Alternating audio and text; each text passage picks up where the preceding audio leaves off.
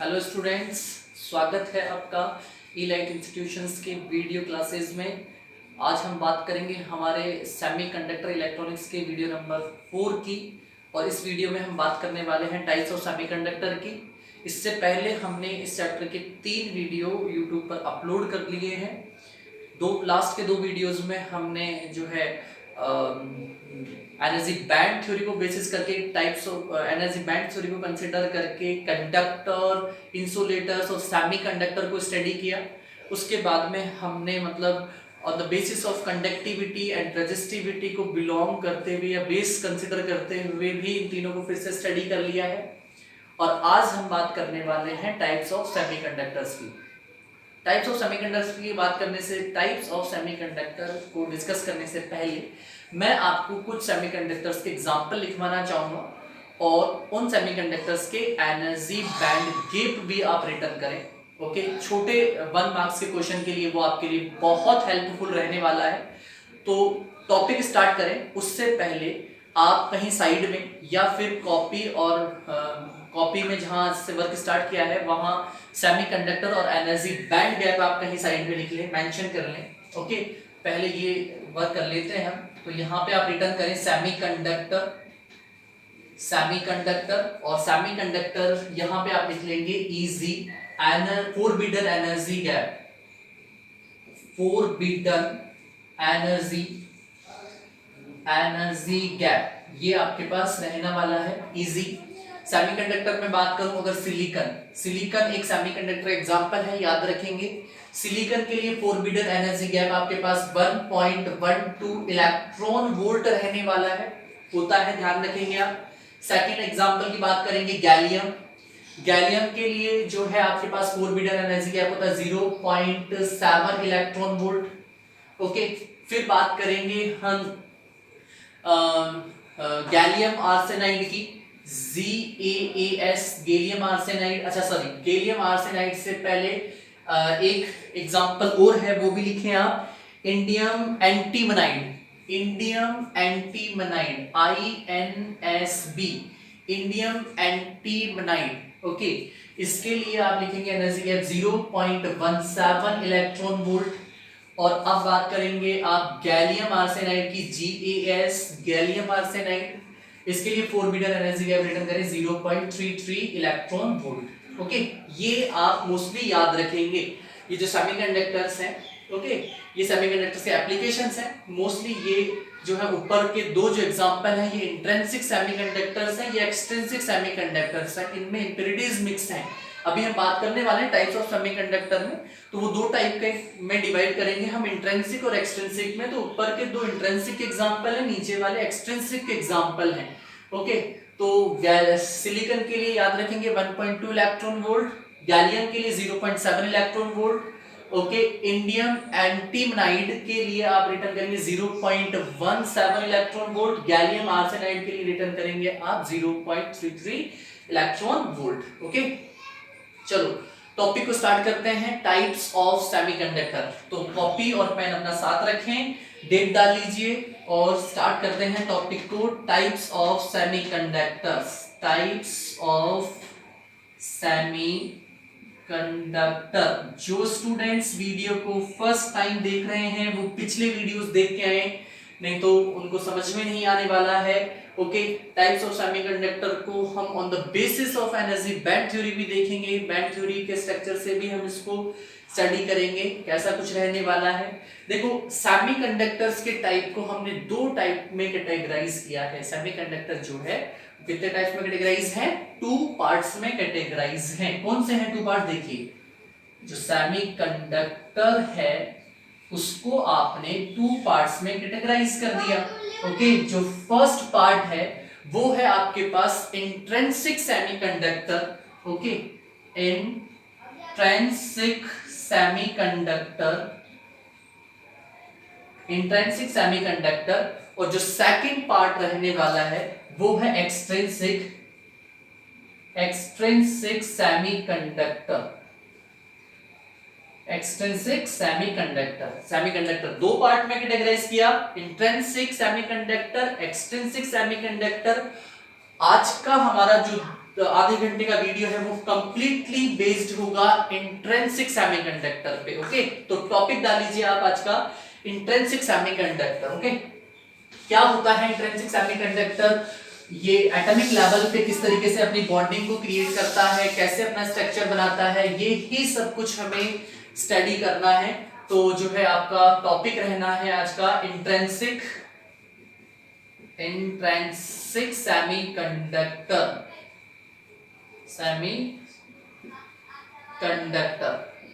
Intrinsic semiconductor, देखिए ये जो इंट्रिंसिक सेमीकंडक्टर है इनको हम प्योर सेमीकंडक्टर्स भी कहते हैं। इंट्रिंसिक सेमीकंडक्टर, प्योर सेमीकंडक्टर, इनको प्योर सेमीकंडक्टर बोल दीजिए। प्योरिटी के साथ साथ में आप इनको नेचुरल सेमीकंडक्टर बोल दीजिए। नेचुरल सेमीकंडक्टर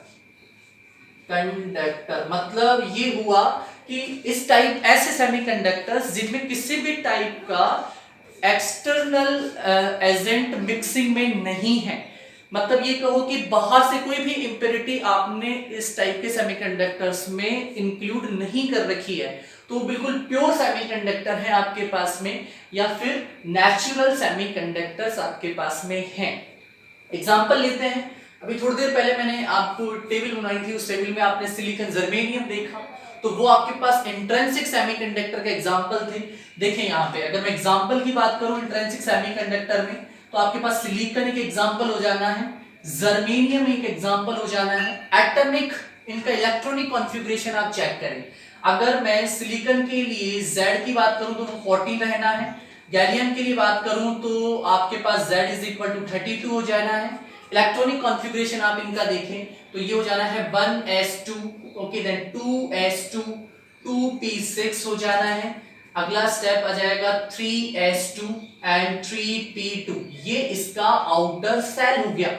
इस आउटर सेल में आप number of valence electron check करें, वो आपके पास 4 है।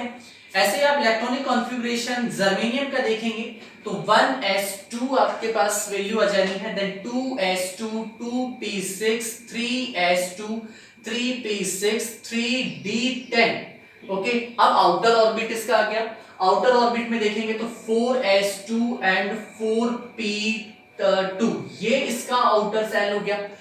देखो सिलिकॉन के आउटर सेल में नंबर ऑफ वैलेंस इलेक्ट्रॉन 4 है, जर्मेनियम के आउटर सेल में नंबर ऑफ वैलेंस इलेक्ट्रॉन कितने हैं, 4 है।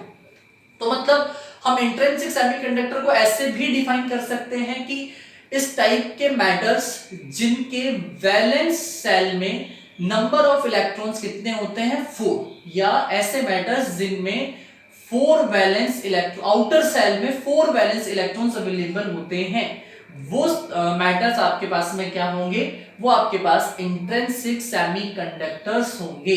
Okay, done. ये लिख लीजिएगा आप यहाँ पे, आइडिया के लिए भूलेंगे नहीं आप। यहाँ पे नंबर ऑफ वैलेंस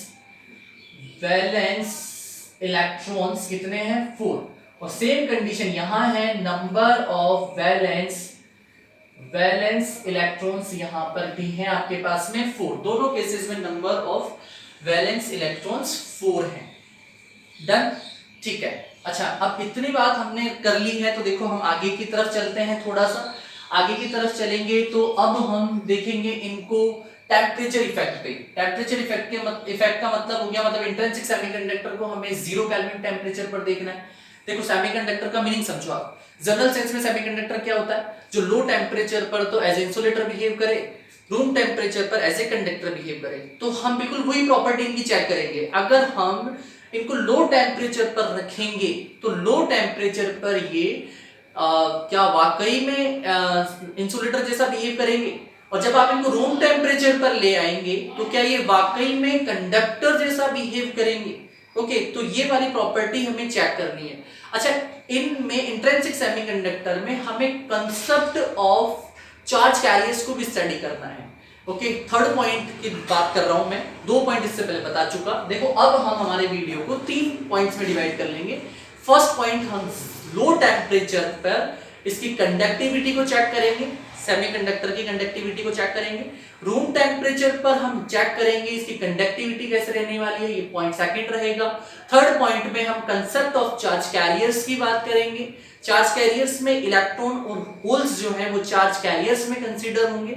ओके, तो बात करते हैं आज के हमारे फर्स्ट टॉपिक की, एट 0 केल्विन टेम्परेचर और लो टेम्परेचर। लो टेम्परेचर का मतलब 0 केल्विन टेम्परेचर आप कंसीडर करेंगे, तो आप यहां पे पॉइंट ए कंसीडर करेंगे at low temperature. Okay, low temperature, low temperature का मतलब 0 केल्विन टेम्परेचर। टेम्परेचर आपने 0 केल्विन ले लिया है। ओके, आपने सिलिकॉन और जर्मेनियम का कोई क्रिस्टल कंसीडर किया। अब क्रिस्टल का मतलब समझे आप, क्रिस्टल का मतलब आइसोलेटेड एटम नहीं है आपके पास, इनफाइनाइट एटम्स वहां पर अवेलेबल हैं। तो जब आपने क्रिस्टल कंसीडर किया 0 केल्विन टेम्परेचर पर, तो वो किस टाइप की प्रॉपर्टी को शो करता है। जो सेमीकंडक्टर आपने लिया, क्या वो इंसुलेटर बिहेव करेगा, क्या वो कंडक्टर बिहेव करेगा, इस प्रॉपर्टी को हमें यहाँ पे चेक करना है। ओके, अच्छा देखिए, तो क्या करने वाले हैं हम, यहाँ पे इस 2 पार्ट में डिवाइड कर देते हैं हमारे पार्ट को, हमारे बोर्ड को। और 0 केल्विन टेम्परेचर पर जब हमने सिलिकॉन क्रिस्टल कंसीडर किया, ओके, तो सिलिकॉन क्रिस्टल में अगर आप एटम्स को देखेंगे तो वहां पर एटम्स किस तरीके से रहेंगे। देखो, जैसे ये फटाफट से डायग्राम बनाओ मेरे साथ। ये सिलिकॉन के जो हैं, चलो ऐसे बनाओ, जैसे ये सिलिकॉन है। ओके, इसके आउटर सेल में नंबर ऑफ इलेक्ट्रॉन्स को कंसीडर करूंगा 4। आउटर जो सेल है उसमें नंबर ऑफ इलेक्ट्रॉन्स आपके पास 4, 1 2 3 4। यहाँ पे एक सिलिकॉन एटम आ गया, 1 2 3 4, यहाँ इलेक्ट्रॉन्स आ गए। सिलिकॉन एटम ये रहा, इसके आउटर सेल में 4 इलेक्ट्रॉन्स अवेलेबल है। ये रहा सिलिकॉन एटम, थोड़ा नीचे कर लेते हैं, इसके आउटर सेल में 4 इलेक्ट्रॉन्स अवेलेबल है। ये यहाँ पे सिलिकॉन एटम, इसके आउटर सेल में 4 इलेक्ट्रॉन्स अवेलेबल है। अब देखो होता क्या है, क्रिस्टलाइजेशन फॉर्म में क्या होगा कि जो एक एटम, एक आइसोलेटेड एटम के, देखो ये एक आइसोलेटेड एटम हुआ, इस आइसोलेटेड एटम के पास कितने हैं, कितने वैलेंस इलेक्ट्रॉन्स हैं, 4 वैलेंस इलेक्ट्रॉन्स है। ऐसे देखो, ये दूसरा आइसोलेटेड क्या है, एटम है, इसके पास भी वैलेंस इलेक्ट्रॉन्स कितने हैं, 4 है। तो क्रिस्टल फॉर्म में क्या होता है कि एक आइसोलेटेड एटम के वैलेंस इलेक्ट्रॉन दूसरे आइसोलेटेड एटम के वैलेंस इलेक्ट्रॉन के साथ कोवलेंट बॉन्ड बना लेते हैं और एक दूसरे को क्या कर लेते हैं, प्योरिटी में सेट कर लेते हैं। देखो यहाँ पे जैसे इसका ये इलेक्ट्रॉन और इस दूसरे वाले आइसोलेटेड एटम का ये वाला इलेक्ट्रॉन एक दूसरे के साथ कोवलेंट बॉन्ड बना लेंगे और अपनी जो है प्योरिटी को कंप्लीट कर लेंगे। ऐसे देखो, ये कोवलेंट बॉन्ड बन जाएंगे, चारों तरफ से क्या हो जाएगा, कोवलेंट बॉन्ड बन जाएंगे। ये फिर आगे कोवलेंट बॉन्ड बना लेगा, ये इधर कोवलेंट बॉन्ड बना लेगा, ये अपना इधर कोवलेंट बॉन्ड बनाएगा, ये इधर कोवलेंट बॉन्ड बना लेंगे। ये सब क्या करेंगे, अपने अपने कोवलेंट बॉन्ड बना के क्या कर लेंगे, रेडी हो जाएंगे। ओके, तो अब देखो ये स्टडी कहां चल रही है आपकी, ये स्टडी चल रही है 0 केल्विन टेम्परेचर पर। अब इस पूरे फिनोमिना को आप एनर्जी बैंड थ्योरी पे देखो। एनर्जी बैंड थ्योरी में आके देखेंगे तो आपको पता है कि आपके पास कंडक्शन एनर्जी बैंड है, वैलेंस एनर्जी बैंड है। तो आप एनर्जी बैंड थ्योरी में इसको देखेंगे तो यहाँ पे आपके पास देखो कंडक्शन एनर्जी बैंड अवेलेबल है। ओके, यहाँ पर ये देखो कंडक्शन एनर्जी बैंड हो गया। ओके, इसके जस्ट नीचे देखो यहाँ पर क्या है, ये है आपके पास valence energy band. Valence energy band, दोनों के बीच में गैप है, फोरबिडन एनर्जी गैप, इजी। और इसकी वैल्यू सिलिकॉन के लिए कितनी है, अप्रोक्सीमेटली है 1.2 इलेक्ट्रॉन वोल्ट है। और देखो ये वैलेंस एनर्जी बैंड है, मतलब वैलेंस एनर्जी बैंड, तो सिलिकॉन के आउटर सेल में वैलेंस इलेक्ट्रॉन कितने अवेलेबल है, 4, एक आउटर सेल में। ओके, आपने क्या कंसीडर किया है 0 केल्विन टेम्परेचर पर, सिलिकॉन का क्रिस्टल कंसीडर किया है। बात को अच्छे से समझना। ओके, सिलिकॉन के आइसोलेटेड एटम का, आइसोलेटेड जब एटम आपने कंसीडर किया तो उसके आउटर सेल में नंबर ऑफ वैलेंस इलेक्ट्रॉन है 4 एक एटम में।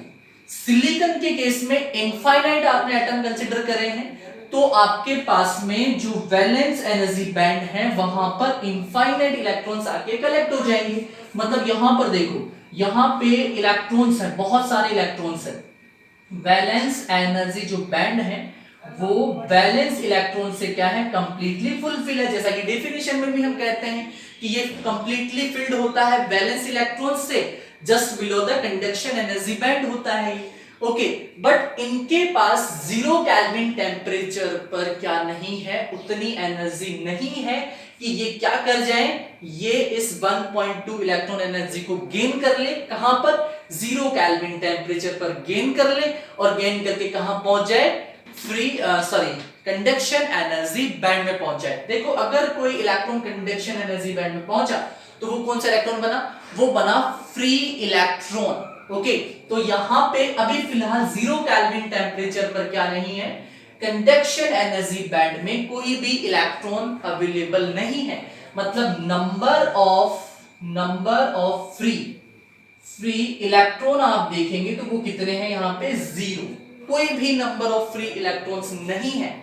मतलब रिजल्ट क्या मिला हमें, अगर हमने इंट्रिंसिक या प्योर सेमीकंडक्टर या नेचुरल सेमीकंडक्टर्स को 0 केल्विन टेम्परेचर पर स्टडी किया तो हमने ये देखा कि उस सेमीकंडक्टर के क्रिस्टलाइजेशन जो फॉर्म है उस फॉर्म में एक भी इलेक्ट्रॉन फ्री नहीं है।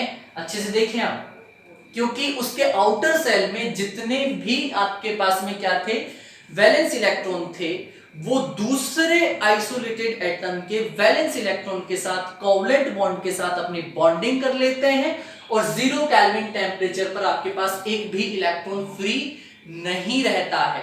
ओके, इस वजह से 0 केल्विन टेम्परेचर पर वैलेंस एनर्जी बैंड से इलेक्ट्रॉन्स जो हैं कंडक्शन एनर्जी बैंड में जंप नहीं करते हैं और रिजल्टेंट फॉर्म में 0 केल्विन टेम्परेचर पर intrinsic semiconductor as a insulator behave करता है। मतलब रिजल्ट हम अगर लिखना चाहें, ओके, रिजल्ट की अगर मैं बात करूं तो देखो at 0 kelvin temperature, okay, intrinsic semiconductor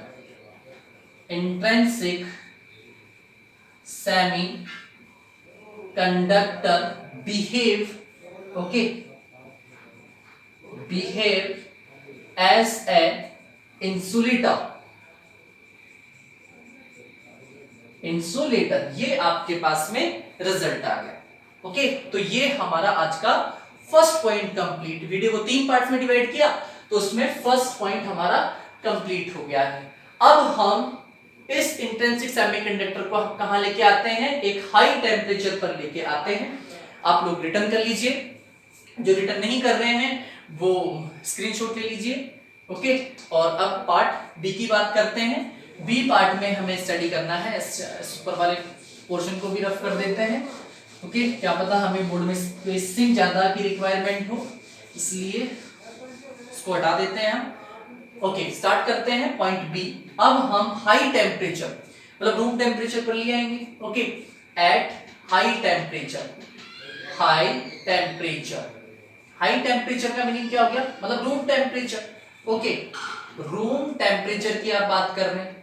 room temperature मतलब 27 डिग्री सेंटीग्रेड, जो कि अप्रोक्सीमेटली किसके इक्वल है, 300 केल्विन के आसपास है।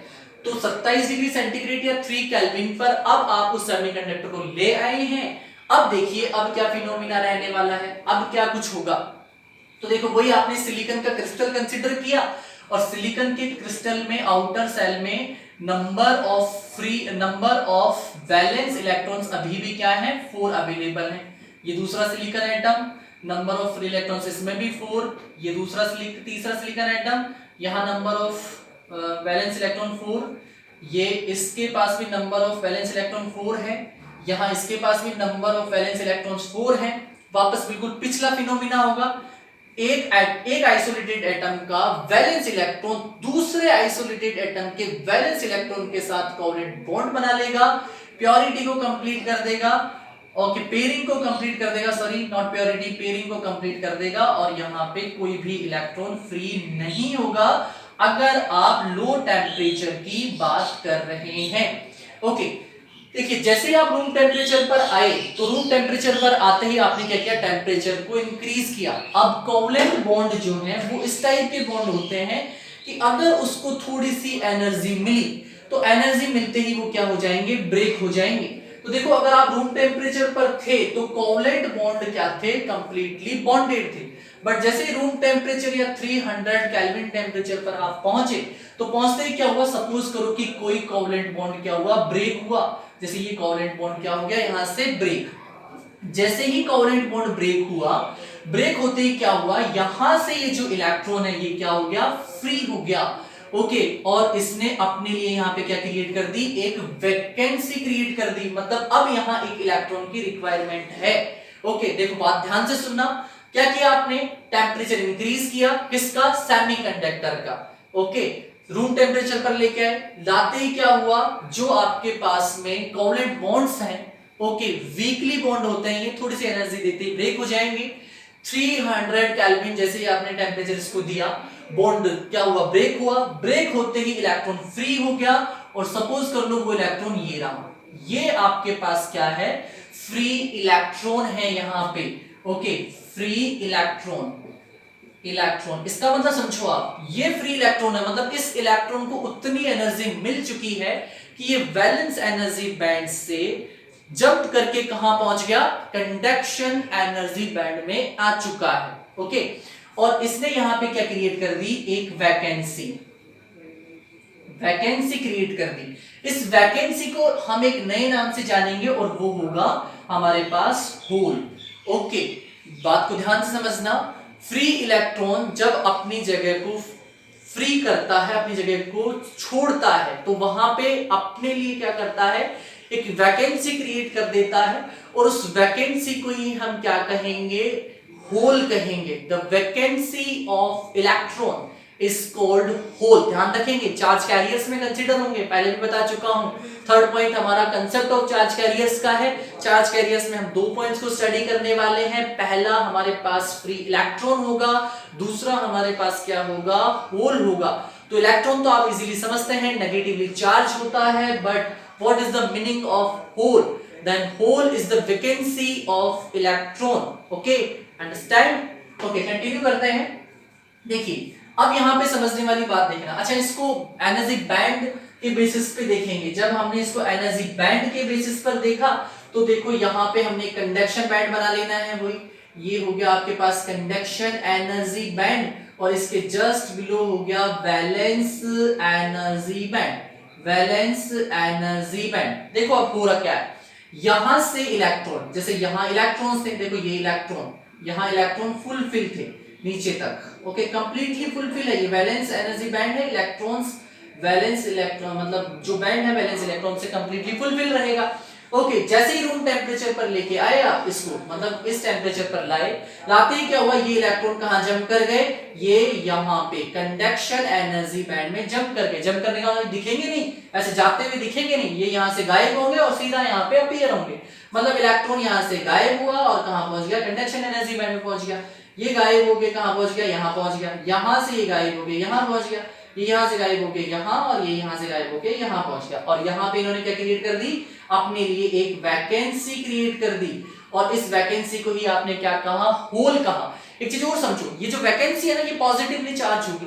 पॉजिटिवली चार्ज क्यों होगी, ये इसका भी एक फिनोमेना है, ये समझो। अगर मैं आपसे ये पूछूं कि आपके पास कोई मेटल क्रिस्टलाइजेशन फॉर्म में है, तो क्रिस्टल फॉर्म में कोई भी जो मेटल होता है वो नॉर्मली न्यूट्रल फॉर्म में होता है।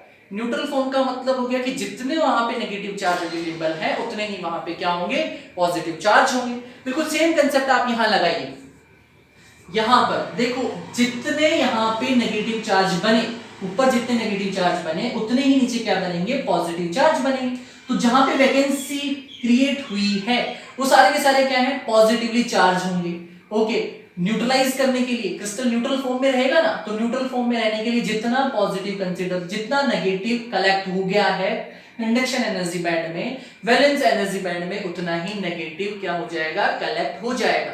तो देखो नेचर, होल का नेचर क्या रहने वाला है, पॉजिटिव। इलेक्ट्रॉन का नेचर क्या रहने वाला है, नेगेटिव रहने वाला है। तो ये पूरा फिनोमेना है, पूरा फंडा कहां वर्क कर रहा है, रूम टेम्परेचर पर वर्क कर रहा है। ध्यान रखेंगे, ये इलेक्ट्रॉन्स किसको कवर कर रहे हैं, फोरबिडन एनर्जी गैप को कवर कर रहे हैं। कवर करके कहां पहुंच गए, कंडक्शन एनर्जी बैंड में पहुंच गए, और कंडक्शन एनर्जी बैंड में पहुंचते क्या कर रहे हैं, इलेक्ट्रिसिटी को प्रोड्यूस करने के लिए रेडी है। अगर यहाँ पे एक्सटर्नल फील्ड लगाऊंगा, अभी देखो, अभी ये क्या करेंगे, रैंडमली मूव करेंगे, वहां पे रैंडमली मूव करेंगे तो कोई इलेक्ट्रॉन, कोई करंट फ्लो नहीं होगा।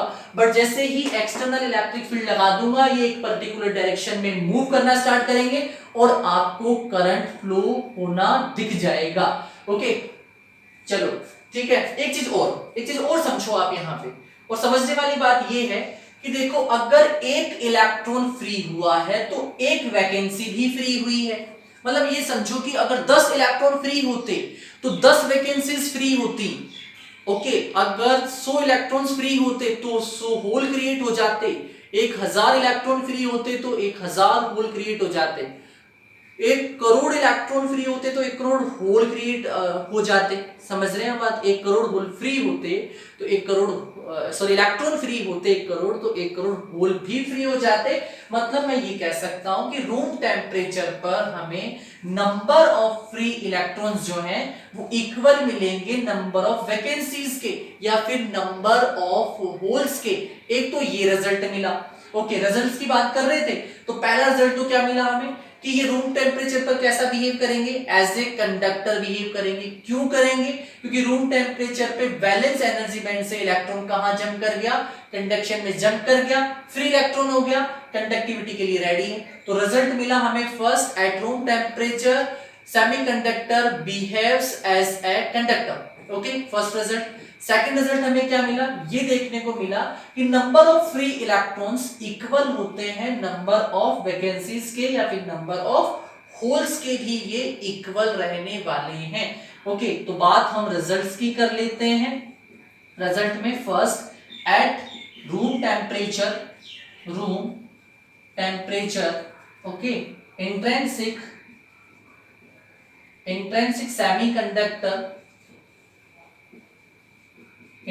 semiconductor behave as a conductor। Okay, conductor की तरह ये बिहेव करने लग गया। एंड सेकेंड केस क्या समझ में आया? Number of free electrons, generated electron भी बोल देंगे आप, जनरेट हुए हैं ना, नंबर ऑफ फ्री इलेक्ट्रॉन्स, देखो number of free electrons is equal to number of holes.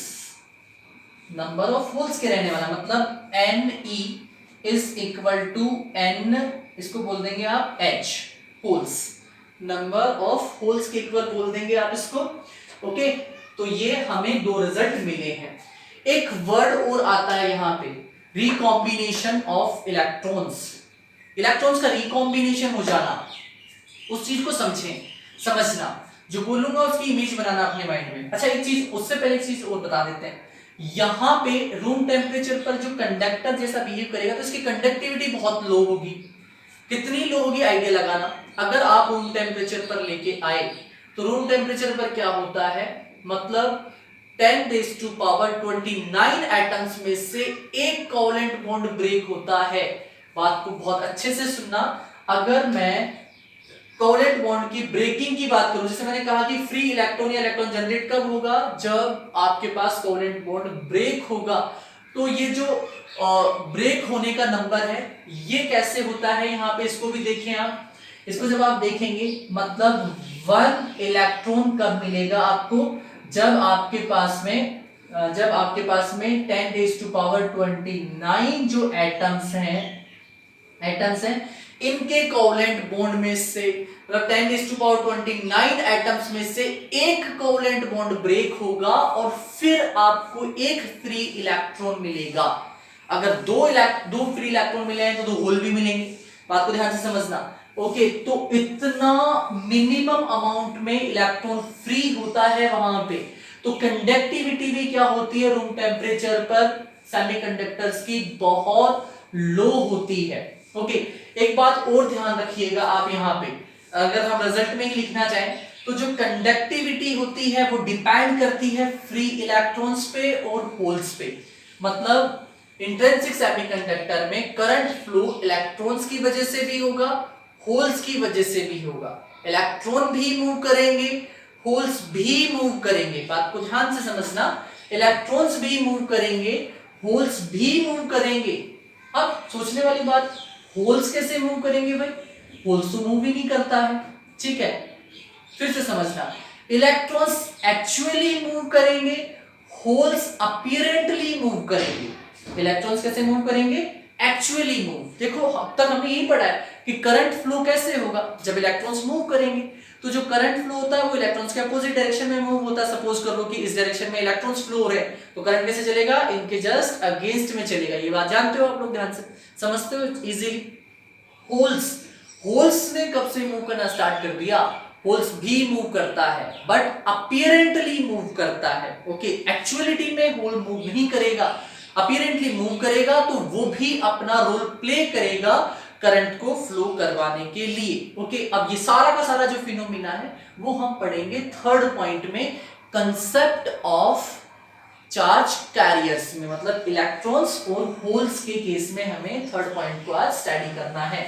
Okay, तो इसको आपने रिटर्न कर लिया होगा, ये भी ध्यान रखेंगे आप। अप्रोक्सीमेटली 10⁻29 एटम्स में से एक कोवेलेंट बॉन्ड ब्रेक होके हमें फ्री इलेक्ट्रॉन मिलता है। मतलब अगर ये फ्री इलेक्ट्रॉन मिला है ना, तो यहां से 10⁻29 एटम्स में से ब्रेक होके यहां मिला है, फिर अगले 10⁻29 एटम्स में से ब्रेक होके ये मिला है, फिर अगले 10⁻29 एटम्स में से ब्रेक होके ये मिला है। ओके, तो मतलब यहाँ पे बहुत सारे एटम्स होने चाहिए, नंबर ऑफ एटम्स, जो डेंसिटी है ना एटम्स की वो बहुत डेंस होनी चाहिए, तब जाके हमें कंडक्टिविटी के लिए इलेक्ट्रॉन्स अवेलेबल होंगे।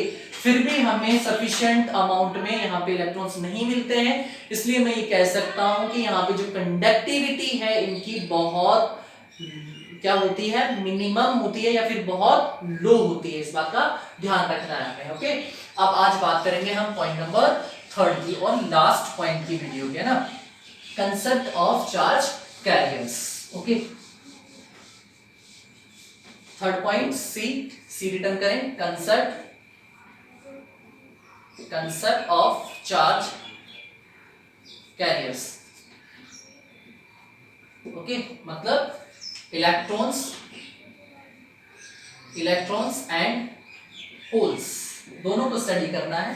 कंसेप्ट ऑफ चार्ज कैरियर्स, कैसे मूव करेंगे इलेक्ट्रॉन्स, कैसे मूव करेंगे होल्स, कैसे मूव करेंगे, मतलब अब हम इसमें एक्सटर्नल इलेक्ट्रिक फील्ड लगा देंगे। हम बात कहां कर रहे हैं, हम बात कर रहे हैं वही रूम टेम्परेचर पर ले चलेंगे हम, है ना। ओके, मतलब हमारे पास इंट्रिंसिक सेमीकंडक्टर कहां अवेलेबल है, रूम टेम्परेचर पर अवेलेबल है। 0 केल्विन जो वो तो बहुत लो अमाउंट में टेम्परेचर हो गया, पॉसिबिलिटीज नहीं है, रूम टेम्परेचर इजीली अवेलेबल होता है, तो रूम टेम्परेचर पर हमें कंसेप्ट ऑफ चार्ज कैरियर को स्टडी करना है। ओके, वापस से वही सिलिकॉन का क्रिस्टल ले लेंगे। देखो हमारे पास वही सिलिकॉन क्रिस्टल, और इस सिलिकॉन क्रिस्टल में वही आपके पास क्या है, वैलेंस नंबर ऑफ इलेक्ट्रॉन्स 4 हैं अभी फिलहाल। यहाँ पर देखो वही वैलेंस इलेक्ट्रॉन्स 4 हैं, फिर से यहाँ पर वैलेंस इलेक्ट्रॉन्स 4 अवेलेबल है। यहाँ पर आप वैलेंस इलेक्ट्रॉन देखेंगे तो 4 हैं, यहाँ पर भी वैलेंस इलेक्ट्रॉन्स को देखो, वो अभी भी आपके पास कितने हैं, 4 अवेलेबल हैं। ओके, कोवेलेंट बॉन्ड इन्होंने बना लिया, ये लीजिए, ये कोवेलेंट बॉन्ड इन्होंने बना के अपने आप से क्या कर रखा है, रेडी कर रखा है। अच्छा, इस बार हम एक दो सिलिकॉन एटम और बना लेते हैं एक्स्ट्रा, क्या पता हमें जरूरत पड़ जाए। यहाँ ये सिलिकॉन एटम है, ये लीजिए, एक सिलिकॉन एटम हमने ये ले लिया। ओके, ये लीजिए ये सिलिकॉन एटम, यहाँ पर भी हमने एक सिलिकॉन एटम कंसिडर कर लिया। ओके, देखो बॉन्ड बना लिए हैं, ये लीजिए, ये कोवेलेंट बॉन्ड्स दिख रहे हैं, इन्होंने ये बनाया, ये कोवेलेंट बॉन्ड है, ये कोवेलेंट बॉन्ड है, ये कोवेलेंट बॉन्ड है, ये आगे कोवेलेंट बॉन्ड बना लेगा, ये कोवेलेंट बॉन्ड बना लेंगे, इस तरीके से ये कोवेलेंट बॉन्ड बन जाएंगे। ये सारे सारे क्या है, कोवेलेंट बॉन्ड है। ओके, आपने क्या किया, अब आप इसको रूम टेम्परेचर पर ले आए। रूम टेम्परेचर पर लाते ही देखो क्या हो रहा है, बात को बहुत अच्छे से समझना। सपोज करो कि एक कोवेलेंट बॉन्ड ब्रेक हुआ, ब्रेक होते ही इलेक्ट्रॉन यहां से वैकेंसी को क्रिएट कर रहा है, यहां पे बन गया एक होल, होल बनते ही क्या हुआ, यहां पर आ गया कोई इलेक्ट्रॉन। सपोज करो वो इलेक्ट्रॉन कहां गया, यहां आ गया, ये वो इलेक्ट्रॉन यहां आ गया। ओके, रिकॉम्बिनेशन के बारे में भी मैं आपको बता रहा था। ओके, सपोज रिकॉम्बिनेशन का मतलब समझना, देखो बहुत सारे इलेक्ट्रॉन जब रूम टेम्परेचर पर आए तो ऐसे खूब सारे इलेक्ट्रॉन्स क्या होंगे, जनरेट होंगे या फ्री इलेक्ट्रॉन्स आपको मिलेंगे। ओके, नीचे भी होगा मैटर। ओके, तो नीचे से भी इलेक्ट्रॉन फ्री हो रहे होंगे, जैसे ये इलेक्ट्रॉन फ्री हुआ है वैसे इलेक्ट्रॉन नीचे से भी फ्री हुए होंगे या जनरेट हुए होंगे। ओके, तो उनमें से जब इलेक्ट्रॉन जनरेट होता होता आया तो इस वैकेंसी ने उस इलेक्ट्रॉन को फुलफिल कर लिया। ओके, तो इस फिनोमिना को क्या कहा आपने, रिकॉम्बिनेशन ऑफ इलेक्ट्रॉन्स। इलेक्ट्रॉन्स का क्या हो गया, यहाँ पे रिकॉम्बिनेशन हो गया, मतलब जो वैकेंसी जिस इलेक्ट्रॉन ने, जिन इलेक्ट्रॉनों ने वैकेंसी क्रिएट करी थी वही इलेक्ट्रॉन वापस उस जगह को जाके फुलफिल कर रहे हैं। तो ये है recombination of holes and electrons. अच्छे से समझिएगा आप लोग बात को, एक बात और माइंड में रखिएगा, ये इलेक्ट्रॉन फ्री होके कहां पहुंच गया है, ये पहुंच गया है कंडक्शन एनर्जी बैंड में, और ये होल कहाँ अवेलेबल है, ये होल अवेलेबल है आपके पास में वैलेंस एनर्जी बैंड में। ओके, ये भी आप ध्यान रखिएगा, ये फ्री इलेक्ट्रॉन है। ओके, पता होगा, लिख लीजिए आप, फ्री इलेक्ट्रॉन, और ये आपके पास होल बन गया, होल है आपके पास, है ना। देखिए अब होगा क्या, बात को बहुत अच्छे से समझना, इसको हम एनर्जी बैंड थ्योरी पर भी स्टडी करेंगे। अभी इस वाले केस में अच्छा, एक्सटर्नल इलेक्ट्रिक फील्ड की बात कर रहे थे। अब हम इसमें सपोज करो कि मैंने कोई एक्सटर्नल इलेक्ट्रिक फील्ड लगा दी, देखो इलेक्ट्रॉन ने जंप किया, जंप करके इलेक्ट्रॉन कैसे मूव कर रहे हैं, ऊपर की तरफ। सपोज कर लो कि जो फ्री इलेक्ट्रॉन्स हैं यहाँ पे, फ्री इलेक्ट्रॉन्स वो कैसे मूव कर रहे हैं, अप साइड में मूव कर रहे हैं। ओके, तो फ्री इलेक्ट्रॉन्स अप साइड में मूव कर रहे हैं, तो मतलब आपका करंट कैसे मूव करेगा, डाउन साइड में। जिस साइड में करंट मूव करता है उसी साइड में आपने क्या लगाया है, एक्सटर्नल इलेक्ट्रिक फील्ड लगाया है। ये लीजिए, ये आपने ई क्रिएट किया है अपोजिट डायरेक्शन में, तो करंट कैसे प्रोड्यूस होगा, करंट भी जो है कंप्लीट जो आई है वो इसी डायरेक्शन में प्रोड्यूस हो जाएगा एक्सट्रिंसिक सेमीकंडक्टर में। ओके, रूम टेम्परेचर पर अभी ये सिचुएशन हमारे पास में है। ओके, देखो सोचना, अब आपने एक्सटर्नल इलेक्ट्रिक फील्ड लगा रखा है, एक्सटर्नल इलेक्ट्रिक फील्ड लगा रखा है, तो इस इलेक्ट्रिक फील्ड ने क्या किया, फ्री इलेक्ट्रॉन्स पे एक प्रेशर लगाया। प्रेशर का मतलब क्या हो गया, एक पर्टिकुलर डायरेक्शन में इनको क्या किया, मतलब मूव करवाना स्टार्ट किया, किनको, फ्री इलेक्ट्रॉन्स को। तो क्या ये नहीं लगता आपको कि ये जो एक्सटर्नल इलेक्ट्रिक फील्ड है, ये जो एक्सटर्नल इलेक्ट्रिक फील्ड है, ये एक्सटर्नल इलेक्ट्रिक फील्ड जो अदर कोवलेंट बॉन्ड के साथ में बॉन्डिंग किए हुए इलेक्ट्रॉन्स है उनको इफेक्ट नहीं करेगा क्या, ये तो उनको भी इफेक्ट करेगा। ओके, अच्छा देखिए, तो ये एक्सटर्नल इलेक्ट्रिक फील्ड है, ये इस कोवलेंट बॉन्ड में जो इलेक्ट्रॉन अवेलेबल है या वैलेंस एनर्जी बैंड में जो इलेक्ट्रॉन अवेलेबल है, इसके ऊपर भी एक प्रेशर लगाएगा। ये एक्सटर्नल इलेक्ट्रिक फील्ड ये चाहेगा कि ये भी मूव करे। ओके, दूसरी चीज ये कि ये जो होल या वैकेंसी क्रिएट हुई, ये पॉजिटिवली चार्ज है, ये अपने आप को फुलफिल करना चाहती है। तो अपने आप को फुलफिल करना चाहती है, तो ये पॉजिटिव चार्ज क्या चाहेगा, ये चाहेगा कि इलेक्ट्रॉन कैसे करके मेरे पास आ जाए। ओके, ध्यान से समझना, ठीक है। इलेक्ट्रॉन यहां से भगना चाहता है, भगना किस रीजन से भगना चाहता है, एक्सटर्नल इलेक्ट्रिक फील्ड से अपनी जगह को छोड़ना चाहता है, पहला पॉइंट। ओके, दूसरा रीजन क्या है इसको अपनी जगह छोड़ने का, पॉजिटिव चार्ज। ये होल क्या चाहता है, ये चाहता है कि ये वाला इलेक्ट्रॉन मेरे पास में कैसे भी करके पहुंच जाए। ठीक है, इन दोनों रीजंस की वजह से क्या होगा, इलेक्ट्रॉन अपनी जगह को यहां से छोड़ेगा और कहां जाएगा, यहां आ जाएगा। मतलब इलेक्ट्रॉन ने अपने आप को कहां पर फुलफिल किया, यहां पर। ओके, और होल कहां क्रिएट हो गया, यहां पे। तो देखो आप अच्छे से समझना पूरी सिचुएशन। ओके, देखो जब रूम टेम्परेचर था आपके पास, कोवलेंट बॉन्ड ब्रेक हुआ, कोवलेंट बॉन्ड ब्रेक होते ही फ्री इलेक्ट्रॉन आपको मिला, तो फ्री इलेक्ट्रॉन एक्चुअली मूव कर रहा है। ऐसे बहुत सारे फ्री इलेक्ट्रॉन्स मिलेंगे आपको, वो सारे के सारे क्या कर रहे हैं, एक्चुअली मूव कर रहे हैं। बट देखो होल ने एक्चुअली मूव नहीं किया, होल जो है अपीरेंटली मूव हुआ है, वो पहले नीचे वाले आइसोलेटेड एटम के पास में अवेलेबल था। इसने क्या किया, दूसरे आइसोलेटेड एटम के इलेक्ट्रॉन को क्या कर लिया, अट्रैक्ट किया। नेगेटिव चार्ज है इलेक्ट्रॉन पर, पॉजिटिव चार्ज है होल पर, एक दूसरे को अट्रैक्ट करेंगे। दूसरा फिनोमिना एक्सटर्नल इलेक्ट्रिक फील्ड है, इसलिए ये अपनी जगह छोड़ने की कोशिश करेगा। तो यहां पे इलेक्ट्रॉन ने अपनी पोजीशन को फ्री किया, वैकेंसी क्रिएट करी, और जहां ऑलरेडी वैकेंसी थी वहां पे ये इलेक्ट्रॉन आके क्या हो गया, वैकेंसी को फुलफिल कर रहा है। अब ये फिनोमिना सेम वापस एज इट इज चलेगा। अब यहां पर समझो, जैसे अभी फिलहाल ये वाली कंडीशन यहां है, ठीक है। अब ये होल क्या करेगा, फिर से इस इलेक्ट्रॉन को अपनी ओर अट्रैक्ट करने की कोशिश करेगा। ये देखो, ये यहां पे अट्रैक्ट करने की कोशिश करेगा। इस कोशिश में क्या होगा कि यहां पर जो इलेक्ट्रॉन है वो यहां पर आ जाना है, और फिर से वैकेंसी यहां क्रिएट हो जानी है। तो बात समझ में आई आप लोगों को। ओके, तो होल भी क्या कर रहा है, अपीरेंटली मूव कर रहा है अप साइड में। ओके, इलेक्ट्रॉन कैसे मूव कर रहे हैं, इलेक्ट्रॉन ऑलरेडी अप साइड में मूव कर रहे हैं। ओके, होल्स कैसे मूव कर रहे हैं, होल्स भी अप साइड में मूव कर रहे हैं यहाँ पे। ओके, किस डायरेक्शन में मूव कर रहे हैं, अप साइड में होल्स मूव कर रहे हैं। सॉरी, गड़बड़ हो रहा है ना, देखो समझो बात को अच्छे से। होल्स अप साइड में मूव नहीं कर रहे हैं, क्योंकि इलेक्ट्रॉन फ्री होके कहां जा रहा है, ऊपर की तरफ जा रहा है। तो ये वाला इलेक्ट्रॉन नीचे नहीं आ सकता, ये वाला इलेक्ट्रॉन भी कहां जाएगा, ऊपर ही जाएगा। तो देखो फिनोमिना को वापस से चेंज करो, ठीक है। इलेक्ट्रॉन को ऊपर से नहीं लाना है, इलेक्ट्रॉन कहां से आएगा, नीचे से आएगा। ओके, फिर से समझना यहाँ पे क्या हो रहा है। ये वाला फिनोमिना था ना, ये देखिए कुछ इस तरीके से। देखो इस यहाँ पे क्या है, यहाँ पे इलेक्ट्रॉन फ्री है, इसने क्या किया नीचे, अब नीचे कोई क्रिस्टल होगा, सॉरी आइसोलेटेड एटम होगा, वहां से इसने इलेक्ट्रॉन को क्या करवा लिया, अपने पास में जंप करवा लिया यहाँ पे।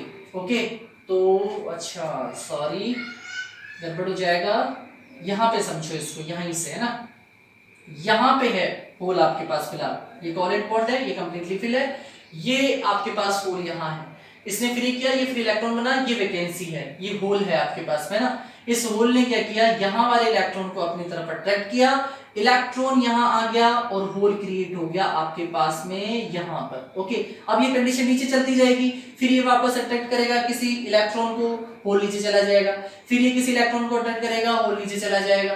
तो होल क्या कर रहा है, अपीरेंटली डाउन साइड में मूव कर रहा है। ऐसा चेंजेस मैंने देखो क्यों किया, उसको भी आप बहुत अच्छे से समझना। इधर साइड में ब्लॉक बनाते हैं, देखो आप लोगों ने ये इजीली देखा होगा कि अगर इलेक्ट्रॉन अप साइड में मूव कर रहा है तो जो करंट है इलेक्ट्रॉन की वजह से वो कैसे मूव करेगा, डाउन साइड में। ये बात आपको अच्छे से पता होनी चाहिए।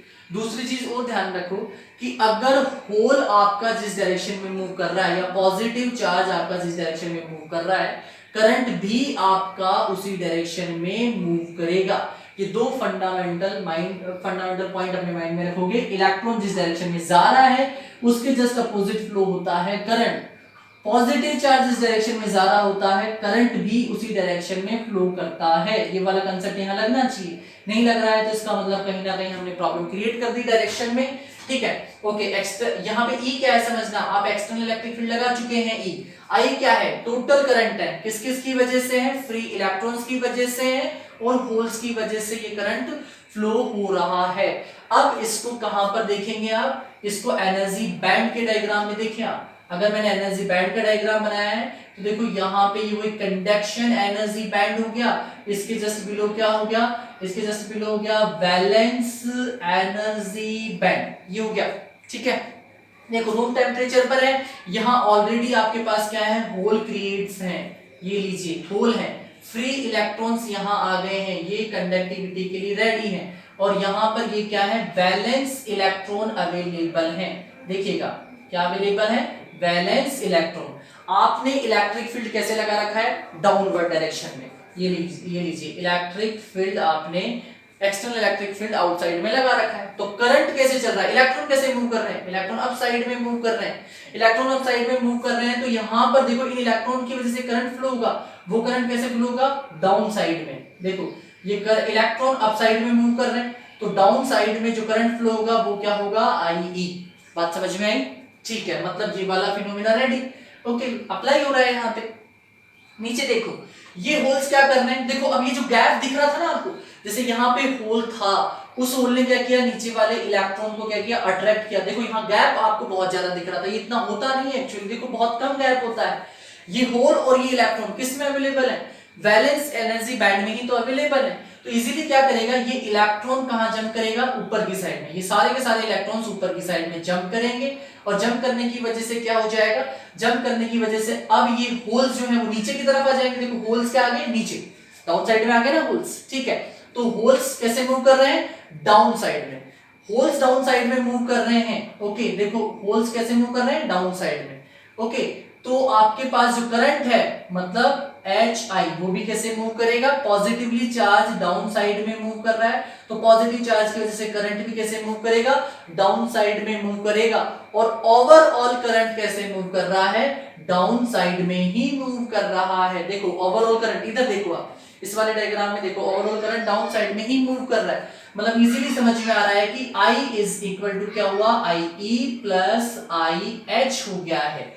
ये करंट आपके पास में फ्लो होगा इंट्रिंसिक सेमीकंडक्टर्स में, मतलब चार्ज कैरियर्स यहाँ पे दोनों होने हैं, इलेक्ट्रॉन्स भी यहाँ पे चार्ज कैरियर्स हैं, होल्स भी यहाँ पे चार्ज कैरियर्स हैं। बस इतना सा ध्यान रखने वाली बात है, इलेक्ट्रॉन्स एक्चुअली चार्ज कैरियर्स हैं, होल्स अपीयरेंट चार्ज कैरियर्स हैं आपके पास यहाँ पे। ओके डन स्टूडेंट्स, बात समझ में आई। ओके देखिए फिर से रिपीट कर देता हूं एक बार, आपने क्या किया, कंसेप्ट ऑफ चार्ज कैरियर्स में क्या किया, रूम टेम्परेचर पर सिलिकॉन के क्रिस्टल को कंसीडर किया, रूम टेम्परेचर पर जैसे ही लेके आए, फ्री इलेक्ट्रॉन्स आपके पास अवेलेबल है। ये फ्री इलेक्ट्रॉन कहाँ है, ये फ्री इलेक्ट्रॉन ये रहा, कंडक्शन एनर्जी बैंड में है। आपके पास क्या क्रिएट हो गया, होल क्रिएट हुआ। ये होल कहाँ अवेलेबल है, बैलेंस एनर्जी बैंड में अवेलेबल है। ओके देखो अब क्या कर रहा है, ये इलेक्ट्रॉन तो कंप्लीटली क्या कर रहा है, ऊपर की तरफ मूव कर रहा है। अब ऊपर और भी होल होंगे। ओके तो अगर ये इलेक्ट्रॉन किसी होल में जाके क्या कर रहा है, वैकेंसी को फुलफिल कर रहा है, तो इसको बोलेंगे recombination of holes and electrons. मतलब जो होल जिन इलेक्ट्रॉन्स की वजह से क्रिएट हुआ है उन्हीं में जाके फुलफिल हो रहा है, तो वो है रिकॉम्बिनेशन ऑफ इलेक्ट्रॉन्स। अगर कोई वैलेंस एनर्जी बैंड का इलेक्ट्रॉन आके उसको फुलफिल कर रहा है तो फिर वो रिकॉम्बिनेशन नहीं है। बात को समझना, जैसे यहां से इलेक्ट्रॉन आके इस वैकेंसी को फुलफिल कर रहा है तो इसको रिकॉम्बिनेशन नहीं कहेंगे। मतलब यहां से समझो, इस इलेक्ट्रॉन ने इस वैकेंसी को फुलफिल किया, मतलब रिकॉम्बिनेशन नहीं है ये। अगर यही इनमें से कोई इलेक्ट्रॉन वापस आके इनको फुलफिल कर देता, वो था रिकॉम्बिनेशन ऑफ इलेक्ट्रॉन्स। बात समझ में आई? ओके तो देखो चार्ज कैरियर्स दोनों हुए, इलेक्ट्रॉन्स को क्या कर रहे हैं, यहाँ पे एक्चुअली मूव कर रहे हैं। होल्स कैसे मूव कर रहे हैं, होल्स आपके पास मूव कर रहे हैं, अपीयरेंटली मूव कर रहे हैं। कब ये वाला सिचुएशन कब अप्लाई है, जब आपने एक्सटर्नल इलेक्ट्रिक फील्ड ई लगा रखा है। उस सिचुएशन में क्या हुआ, जिस साइड में इलेक्ट्रिक फील्ड लगा रखा है उस साइड में ही टोटल करंट फ्लो हो रहा है। ये दो कंसेप्ट और अपने माइंड में ध्यान रखें। इलेक्ट्रिक मतलब इलेक्ट्रॉन्स जिस डायरेक्शन में फ्लो करते हैं उसके अगेंस्ट या उसके अपोजिट डायरेक्शन में करंट फ्लो होता है।